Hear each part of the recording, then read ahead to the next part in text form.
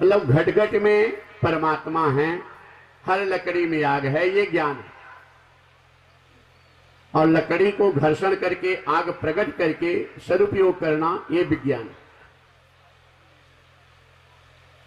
विज्ञान दो होता है, एक भौतिक विज्ञान, एक आध्यात्मिक विज्ञान। भौतिक विज्ञान का जहां अंत होता है वहां से आध्यात्मिक विज्ञान की शुरुआत होती है।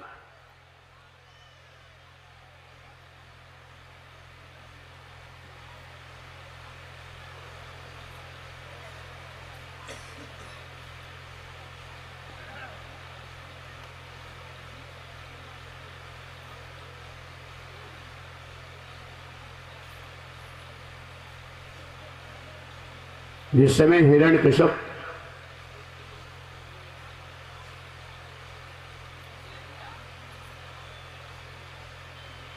मंदराचल पर्वत पर तपस्या करने बैठा, देवताओं के गुरु बृहस्पति भगवान तोते का रूप धारण करके नारायण नारायण नारायण नारायण नारायण नारायण नारायण नारायण नारायण नारायण नारायण नारायण नारायण नारायण नारायण नारायण नारायण नारायण नारायण, हिरण्यकश्यप उठ के खड़ा हो गया।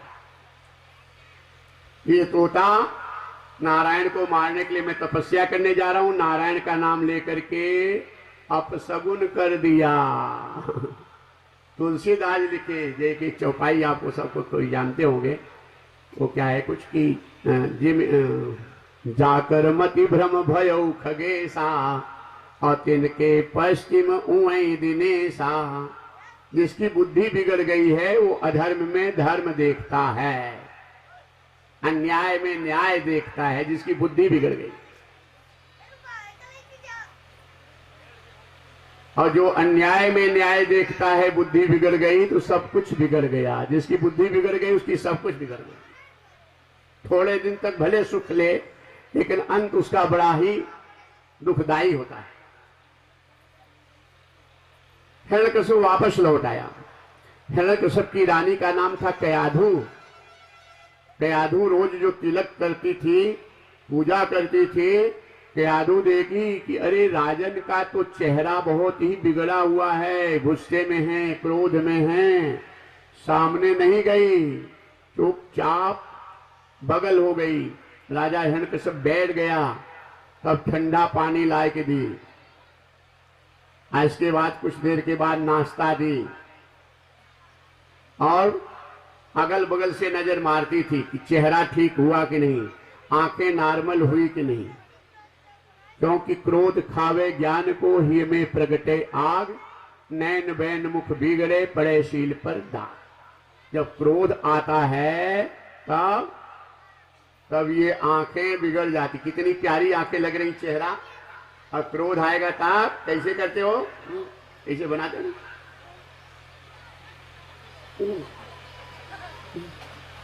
कैसे करते हो ना, यही चेहरा मुस्कुराता, कितना खराब लगता है, गुस्सा डर लगता है, किया वही रहती है, किया चढ़ जाती।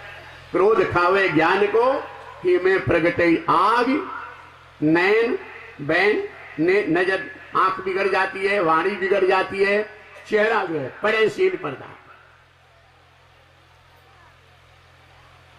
रानी कयाधु देखी कि इनका चेहरा बिगड़ा है, आंख बिगड़ी है, इसलिए सामने नहीं गई। सावधानी से सुनो, ये कथा तुम्हारे कल्याण की तो है, लेकिन घर गृहस्थी के लिए बड़ी कल्याणकारी है, उपदेश है। जिनका पति घमंडी हो, झगड़ालू हो, क्रोधी हो, वो पति के साथ कैसे रहो व्यवहार करके कि कभी झगड़ा पति पत्नी में न हो, ये कथा सिखाती है। सुनो ठीक से, तुम लोगों के सबके पति अच्छे हैं, लेकिन जानते रहो कभी आगे के लिए कब बुद्धि बिगड़ जाए।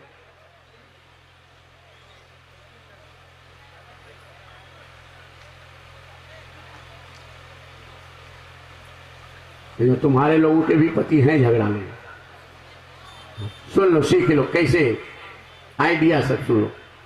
हिरण्यकश्यप जब आया क्रोध में, वापस गया था तपस्या करने के लिए, रानी कयाधु देखी कि चेहरा बिगड़ा है, सामने नहीं गई, बात नहीं की। पति को देखो ध्यान से, और फिर क्या की, पानी पिला दी, आंखें बात नजर नहीं मिलाई, पानी भी दे दी, नजर अलग, फिर नाश्ता भी दे दी, नजर अलग, बातें नहीं, अगल बगल से नजर मारती थी मामला ठीक है कि नहीं। जब राजा नहीं दिखता था तब देखती थी मामला ठीक है। जब चेहरा एकदम नॉर्मल हो गया तब रानी के यादव ने कहा, राजन आपकी भुजाओं में इतनी शक्ति है कि त्रैलोक के कांपता है। हिरण्यकश्यप का टाइट किया, ऐसी रानी सबको मिले। मतलब सुनो, जो घमंडी व्यक्ति है, घमंडी व्यक्ति की प्रशंसा कर दो, फिर चाहे जो काम करवा लो। राजा भोज पूछे महाकवि कालिदास से, शक्कर से भी मीठी चीज क्या है? कहीं दम्भी घमंडी व्यक्ति को शक्कर से भी मीठी चीज उसकी प्रशंसा। ऐ राजन, आपका संकल्प इतना दृढ़ है, सूर्य भगवान पूर्व से पश्चिम उगना, ये असंभव संभव दिखाई पड़े, आपका संकल्प नहीं छोड़ रहा है। कालर टाइट गया, बिल्कुल ठीक, ऐसी रानी सबको मिले। तब पूछी राजन, शाम को ही क्यों चले आए? गया था तपस्या करने के लिए, शाम को ही लौट आया। अगर डायरेक्ट पूछती कि क्या हुआ जी, आप क्यों चले आए राजन, तो जवाब मिलता क्या हुआ जी, तुम तो घर में बैठी, तुम्हें क्या बताऊं, क्योंकि गुस्से में है तुम लोग। अगर कोई, तो ये ध्यान से सुनो, पति जिसका झगड़ालू पति जिसका है, वो जब कहीं बाजार से, समाज से, नौकरी से आवे तो पहले वो करे चेहरा आंख पे नजर मारो कि नॉर्मल है कि बिगड़ा है।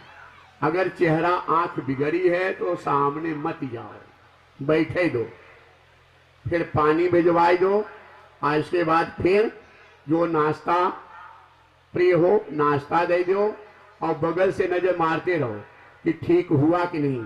जब नॉर्मल हो जाए चेहरा आंख, तब जाओ तो थोड़ा पति की बड़ाई कह के तब बात करो, तब कभी झगड़ा नहीं होगा।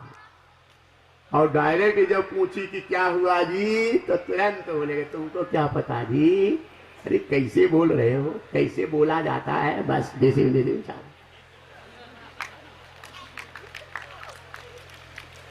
कितनी बारीक छोटी सी बात अगर सीख लो तो झगड़ा बन। इसके बाद जब पति प्रसन्न रहे तो खूब डांटो पति को, कुत्ते की तरह पूंछ हिलाएगा पति। डांटना है, आइडिया से काम करो, झगड़ा मत करो।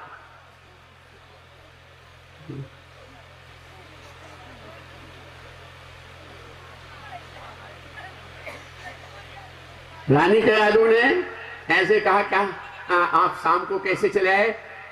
हिरण्यकश्यप राजा ने कहा, एक तोता नारायण नारायण कहने लगा, और नारायण नाम मुख से सुन करके तो रानी के यादव क्या पूछे। अहम की लड़ाई नहीं करना, अहम में झगड़ा होता है, जो अपना है उससे हम नहीं, छोटे बड़े बन करके रहो, झगड़ा नहीं हो। एक मास्टर साहब की कथा, यहाँ कोई मास्टर साहब होंगे तो अपने ऊपर नहीं लेना। मास्टर साहब की कथा, पत्नी भी मास्टर, पति भी मास्टर।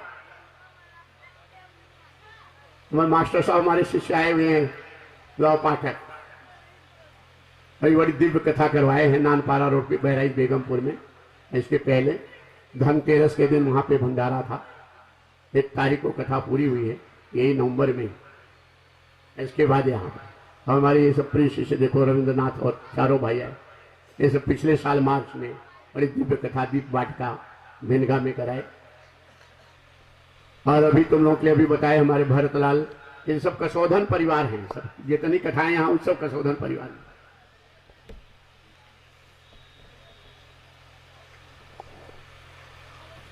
भरतलाल भी कहीं बैठे होंगे, अभी आए थे, मिले थे। और हाँ ये देखो, अभी बड़ी दिव्य कथा इनकी, बार बार खूब तैयारी कर रहे हैं। 3 मार्च से 10 मार्च होली के एक हफ्ता पहले, फागुन महीना, 1 मार्च को शिवरात्रि है, आज के बाद 2, 3 को 1 मार्च को शिवरात्रि, शिवरात्रि के बाद सुंदर महीना, और शाम को यही 7 से 10। अब तुम व्यापारी बढ़िया परिवार हो, गुरु जी को रात भर जगाओ, दूसरे जगह इसे कथा नहीं होती रात के। आज तुम्हारा प्रेम है और लोग घर गृहस्थी वाले सुनते हो तो इसलिए जागते हैं। भगवान का नाम क्या सोना क्या जानना, भगवान का नाम ले रहे हो, यही बड़ी बात। 3 मार्च से 10 मार्च इनकी कथा भरतलाल के यहाँ, समय मिले तो वहां भी आनंद लेना। बड़ी दिव्य कथा दिव्य वाटिका में भिनगा। बहराइच वालों के लिए भी खुशखबरी है। 18 फरवरी से 27 फरवरी बहराइच में रेलवे स्टेशन के सामने श्याम बाबा मंदिर, वहां कथा। तो ये कथा तो सुन रहे हो, जितनी बार कथा सुनोगे हमारी उतनी बार लगेगी कि नहीं नहीं। अब ये सब पाठक परिवार कह रहे थे गुरु जी, भिनगा वाले करें गुरु जी यहाँ सिरसिया में थे अलग बढ़िया कथा कर रहे हैं, बहुत अच्छी कथा कर रहे हैं। सिरसिया वालों की कथा जहाँ श्रोता जैसे ऐसी कथा हो रही, वहां जैसे श्रोता वैसी। गुजरात में करते हैं तो गुजरातियों की तरह, राजस्थान में कथा होती तो उनकी तरह, महाराष्ट्र में महाराष्ट्र की तरह। और जहाँ जैसे पूरे देश में कथा हो रही, हर भाषा में कर रहे हैं, तो हर भाषा का अलग अलग। जहाँ जिस भाषा में भागवत में लिखा है, श्रोता जिस भाषा में इस कथा के तत्व को समझ लें, उसी भाषा में उस श्रोता को समझाना वो अधिकारी वक्ता है। कथा हो गई जो श्रोता समझ नहीं पाए तो हम बता रहे अहम की लड़ाई नहीं करना।